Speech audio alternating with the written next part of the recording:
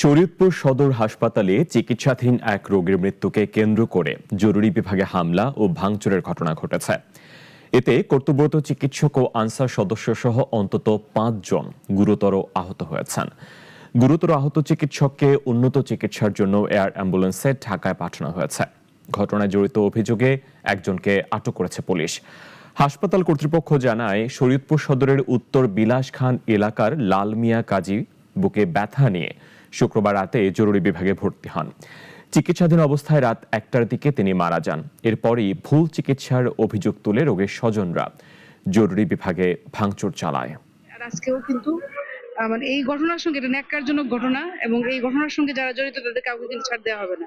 এই ক্ষেত্রে যে কোনো ছাড় দেওয়া হবে তাও না, আমরা অবশ্যই চাই যেন সুষ্ঠু বিচার হোক। আর ডাক্তার আমি যে আসে তার জন্য আমরা দোয়া করি সে তাড়াতাড়ি সুস্থ হয়ে আসুক।